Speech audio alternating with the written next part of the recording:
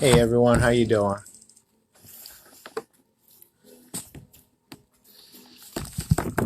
Just eating a little dessert. So this morning, I put a small little video entitled Toothpaste. The reason I did that is because of what happened yesterday. I was at the gas station in Milwaukee just dropping off a client that I was just talking to. And at the gas station was a couple of young guys. Hey guys, how you doing? Ice cream again? Yes, sir.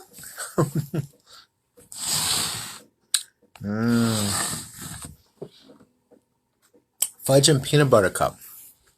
Anyway, so this morning, this morning I did a small little video entitled Toothpaste. And the reason I did it this morning is because what happened yesterday, I was getting some gas after dropping off a client. And there was a couple of young guys, I would say in their 20s, 30s. And they were peddling for some money because they said they wanted to get home after looking for some job, whatever. And I said, dude, where you guys live at? And he told me about 5 minutes from where I was. And I was like, all right, get in the car. I got you. So they get in the car and we're cool. And so conversation opened up and I'm asking these guys, what you doing? And they're like, well, we're trying to find a job. And I'm like, okay, cool. All right. Well, and they asked me what I did. And I said, I'm a psychiatrist. I'm trying to help do my thing. Right. And one of the guys started telling me how they were depressed and they were getting monthly payments because of the depression. I'm like, shut the fuck up, right? I was hot at this time. Mindful, I was just getting over another client. So it takes some time for me to calm back down. So anyway, I'm telling this, get out of here. You got to be crazy. And he's like, yeah. And I was like, no, hell no. We just got into it, literally got into it. He was like, so I said, okay, what's your gift? What do you really, what's in your heart to do? He's like, I like to sing. I like to entertain. And I'm like, dude, why don't you go to a club and why don't you go entertain, right? Then he started yelling at, expressing to me that no one likes him. No one's going to give him a chance.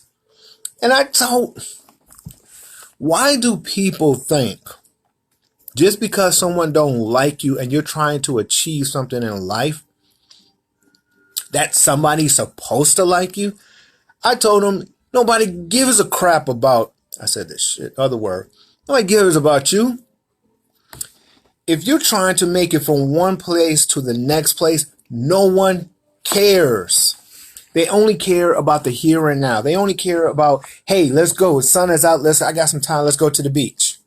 Well, if you say to them, hey, I would love to go to the beach, but I want to work on this business plan. You want to come over and work on this business plan? How many of your friends do you think is going to do that? Exactly. So I told him, nobody gives a crap about him. He needs to get out of his self. And he needs to understand that the only way he's going to make it is by him doing it. Then he goes to the what if position. Like, what if I don't make it? What if I this? It's like, dude, you ain't making it now. What do you else got to lose? Right? You broke now. You riding a bus and you borrowing money now. What do you got to lose? Get up and do something. So that's what I said to him. So this morning I was thinking how the cycle of things and how people, even this guy who gets monthly checks, when they get monthly checks, why are they running out of money every month? Right? So the idea is the toothpaste theory. When you get some money Think about this, guys. When you get your money, as soon as you get your money, you want to spend it, which is fine. You know, you're grown, do your thing. Some of you still get money and you spend it, right? Hey, Kat. Right. So I'm gonna explain why you still broke and you work. Okay, you get money and you know it's not enough for you, but yet people still spend it. Okay, it's when you run out of money, then you start this thinking, what can I do? Why don't you just, when you get money before you spend it, even if it's on bills, before you spend it, why don't you think, what must I do? What can I do? Now, okay, yeah, everybody, see, this is what's frustrating with me and everything else. Kat, I know you working and I know you're not making enough money, and I agree with you, Faith, guys, that monthly government paycheck is not enough money, and I totally understand that. And I'm not saying that part. All I'm saying is, what makes you think the money that you have, what makes you think that's what you're supposed to live off of? That's supplement. Kat, I understand you got a job, probably got a family, and you're just struggling, right? But here's what I brought to the attention to this young guy. What's your gift? What's your skill? What is it else that you think that you want to do, and can do? So a lot of people, like this gentleman in the car yesterday, he wakes up every day in his heart. He wants to be a singer. He wants to be an entertainer. Okay, let's use him as the example. He gets monthly checks. He's broke by the mid-month to the end of the month, and yet he has a desire to want to sing and entertain people. I told him, why don't you go to a club and say, hey, let me get on the stage?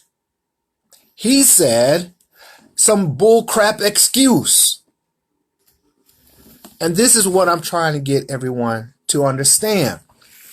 The only way you can get from one place to the next place is what's in your heart, what is in your mind, desires to do. Some of you have this, I don't know what it is. My point is, you can't tell me who was raised poor, right? And who had a lot of money, and you can't tell me from homeless position. So I was poor and I was homeless. What makes me special than anybody else? Nothing. I'm just a drop in the ocean. The point is, because I made up my mind that I'm going to do something and I don't care what other people say or think or anything. So, 11 said everybody that did it not time before my downfall actually turned into a blessing. All right, right, exactly. So let me give you an example. When I was raised up poor, I loved the idea of taking pictures, and I found an avenue of taking pictures for free. It's the MATA.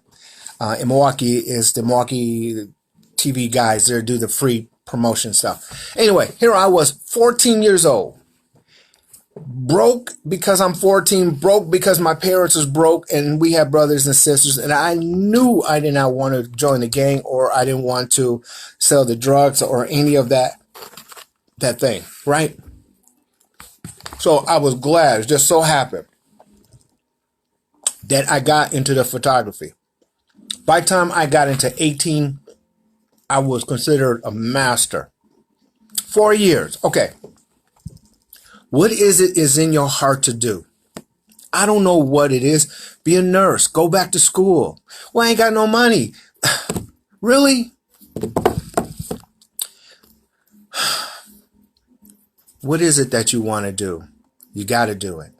You got to start all over. I don't know what it is, but for me, it was photography.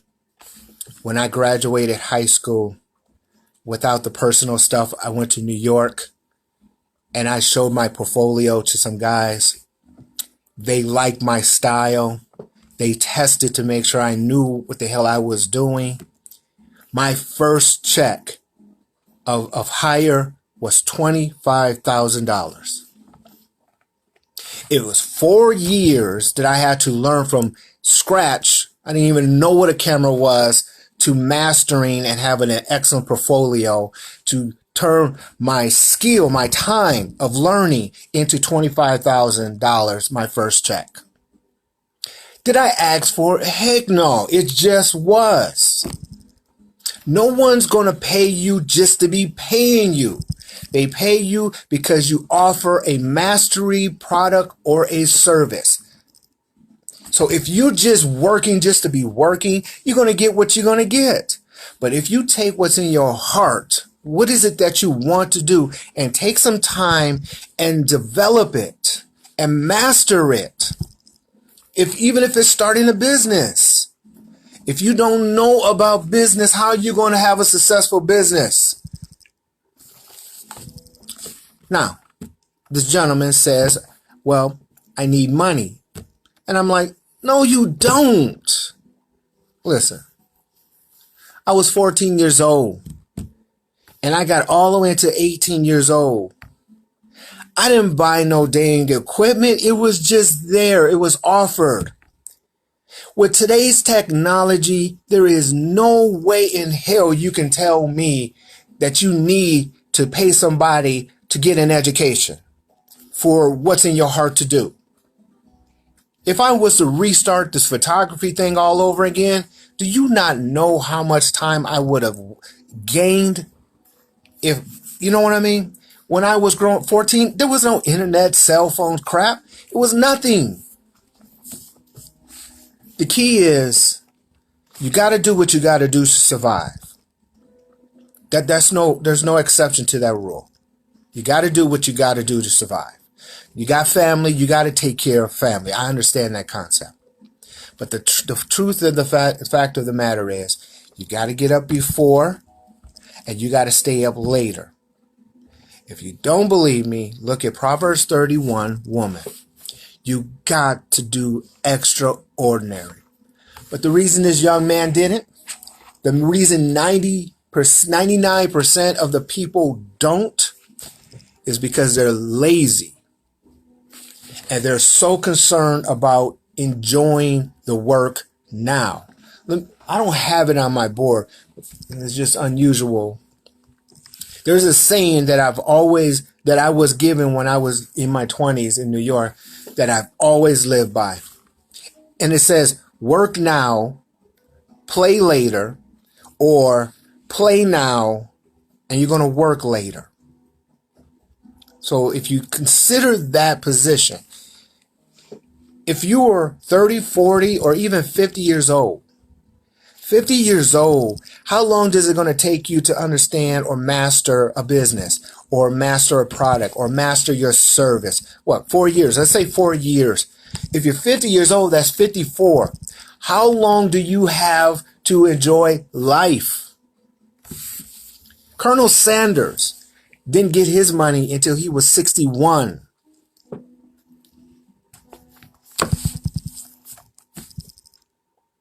Look, I know people are tired. It's tiring trying to survive. But you got to get tired of being tired of surviving. You cannot depend on anyone else. I can't tell you how many times I thought I had an investment come through and it did not come through. I can't tell you how many times somebody says, I got your back, and they didn't get my back.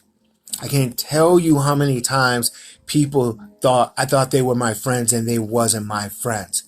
You have to understand what's given to you is for you. And because we're tired, right? We got to survive. We got to live. And I know you're tired, but you got to get up and you got to stay up late, and you got to change the direction of your life.